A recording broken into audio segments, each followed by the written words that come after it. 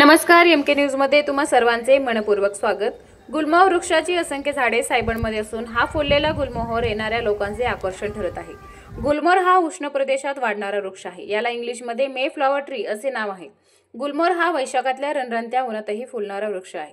हा वृक्ष बहरत नसतानाही इतर वृक्षांपेक्षा अधिक काळ हिरवाई टिकवतो।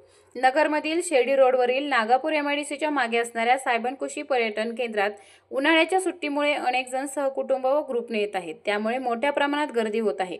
निसर्गरम्य असणारे वातावरण तसेच झाडी व शुद्ध हवा यामुळे मन प्रसन्न राहते। येथे येणाऱ्या लोकांचे सध्या लाल भडक गुलमोहर आकर्षण ठरत आहे। गुलमोहर हे झाड जगभरात निरनिराळ्या भौगोलिक परिस्थितीत बहरताना दिसते। समुद्र किनारा असो वा समुद्र सपाटीपासून हजारो फूट उंचीपर्यंतचा डोंगराळ भाग असो तेथे दिसतो। लोकांचे निसर्ग आणि पर्यावरण रक्षण आणि संवर्धन याकडे लक्ष वेधावे म्हणून आकर्षक असा फुलांनी बहरलेला गुलमोहर प्रातिनिधिक वृक्ष समजला जातो। जमिनीकडे झेपावणाऱ्या फांद्यामुळे गुलमोहरचा छत्रीसारखा घुमट तयार होतो। मे महिन्यात त्याला फुले येतात। गुलमोहरच्या वैशिष्ट्यपूर्ण 5 लाल केशरी पाकळ्यांवर पांढऱ्या पिवळ्या रंगाच्या आकर्षक रेषा असतात आणि त्यामुळे या फुलांचे सौंदर्य अधिकच फुलते। प्रतिनिधीसह महेश कांबळे, अहिल्यानगर।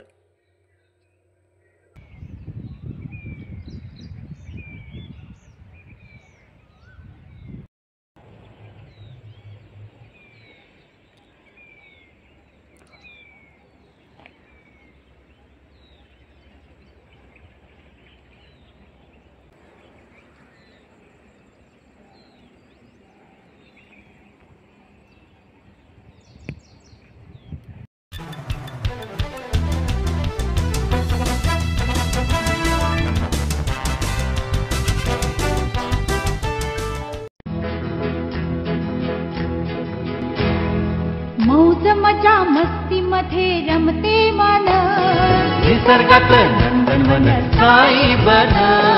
मौज मजा मस्ती मध्ये रमते मन, निसर्गात नंदनवन साईबन साईबन। सुटेचा आनंद लुटू झाडी हिरवीगार, प्राणी पक्षी कारंजे धबधब्यांची धार। ला ला ला ला ला ला ला ला ला ला ला ला ला ला ला।